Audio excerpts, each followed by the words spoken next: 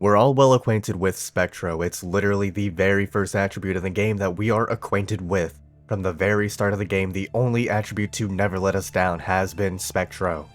From stopping time to creating singularities, the Spectro attribute is in a whole different league from both a lore perspective and a gameplay one.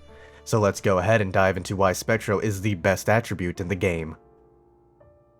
Firstly though, let's kind of figure out what Spectro is. Is it light? Is it hope? Is it all the good in the world? Well, in simple terms, it's essentially photonic manipulation.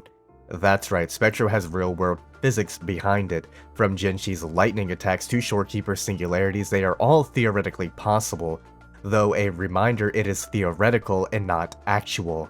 Spectro is the ability to bind and unbind photons. This is, quite frankly and unironically, one of the most overpowered and broken abilities in fiction in general. And why is that? Well, every single form of life emits what are known as biophotons, which, funny enough, can actually be used to help explain why Spectro can heal. Biophotons include information about a person, or at least about their metabolism. We don't have much of a way to read this information, but it can theoretically tell people certain aspects of a person's health. Alright, let's continue on with how powerful this ability actually is. Binding tons and tons of photons into one area will theoretically give us a singularity. And hey, look at that. That's quite literally what the Shorekeeper does. The Shorekeeper is perhaps the best showcase of Spectro as an attribute. Creating singularities and yes, even manipulating matter to turn into a butterfly is theoretically possible, because photons themselves can ionize gas like with Jinhsi for her lightning, or change how molecules and atoms act, which can, of course, result in a changed form. In fact, we can measure changes photons make to molecules today. Though, let's move on from a less scientific look at the attribute and let's go ahead and look at the characters themselves. Starting with Rover, of course. Spectro Rover has one of the best combat kits in the entire game. He is a versatile unit, being able to fill a main DPS, sub DPS, support, or even healer. He is the epitome of player expression and freedom. The astral modulator himself will always have a position somewhere in your roster, especially in Spectro Frazzle teams. The protagonist of the game, the savior of Solaris, and the shield of mankind. The Rover makes a remarkable entry into the Spectro attribute. And what better way to continue than with Rover's lover, the Shorekeeper, unironically the second most powerful entity in the lore itself, right behind Rover. The ability to heal, create singularities, and of course the best part, her universal buffs that allow you to once again build whatever team you want. Spectro is the attribute of freedom, of player choice, with just Rover and Shorekeeper, two of the best units in the entire game, being able to be used with any other attribute or any other team comp.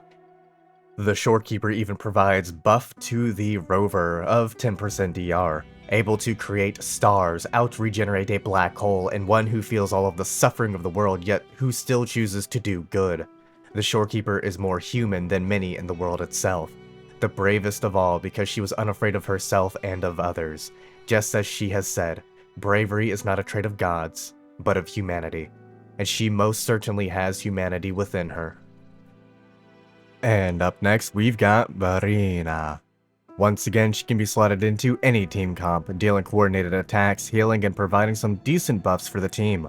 However, she's also a standard 5-star character, meaning that whenever you lose a 50-50 trying to get some other inferior attribute, she'll be there, waiting, smiling, and she'll forgive your insolence of attempting to pull for a non-Spectro character. And are you really going to tell this 12-year-old no? Are you going to be like an Alto and tell her that her parents are dead? She's already depressed. Surely you'll accept another Verina dupe, right?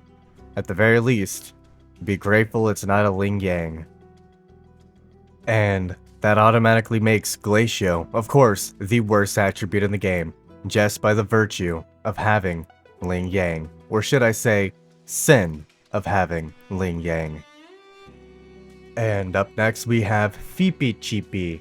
She can fill a sub DPS or main DPS role, and she excels in both, Being used in Rover or Zani teams, she can dish out some insane debuffs, Spectro Frazzle, and some insane damage, depending on how you want to play her. Once again, giving a lot more player freedom and expression. The chubbiest cheeks in Renacita, and an innocent expression in her eyes. Phoebe Chibi desires nothing more than to praise the Spectro Attribute. Than to praise Imperator. I'll rend Solaris asunder if I see any of you looting this innocent acolyte.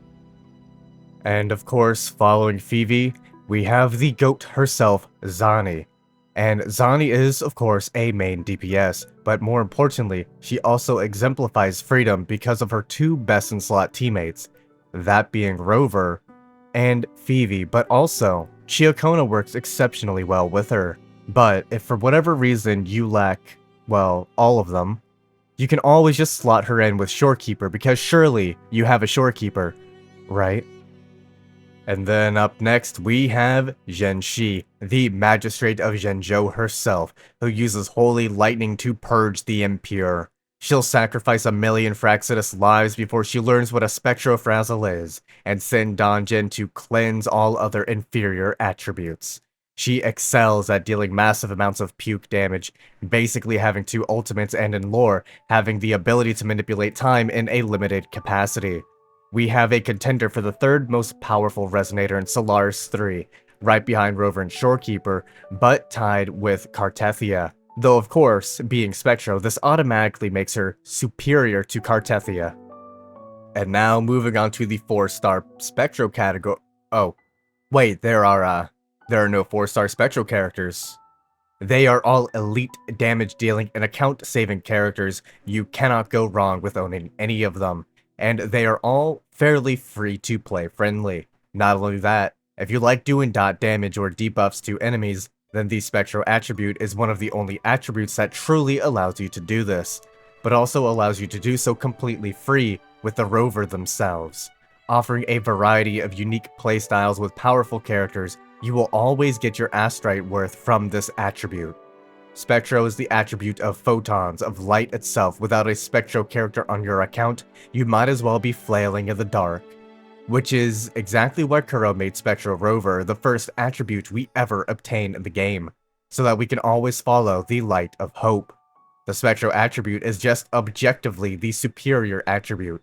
Call it 007 for 0 misses, 0 irrelevant characters, and 7 stacks of Spectro Frazzle. Even the 1-cost echoes in this attribute can slow down time and fire beams of light. Yep, that's right, you. Yes, you the viewer, would get absolutely bodied by the Zigzag, a 1-cost echo. The crystallization of photons and light, the creation of singularities, the ability to restore the body to what it once was. There are no weaknesses, no downsides to be Spectro, other than the fact you might have too much power, and therefore might get jumped by the Fraxidus or a Threnodian. When being a Spectro character, you'll be suffering from success. Your steak is too juicy and your lobster too buttery. Did you know that by following the Spectro Attribute on X, your Spectro damage gets a permanent 10% increase for 12 seconds or until you swap off X? Special thanks to Takoyaki Lover, Wolfmaster 256, Icy Sincere 13, Frosty Frock OG for making these videos possible. And special thanks to the Spectro Attribute.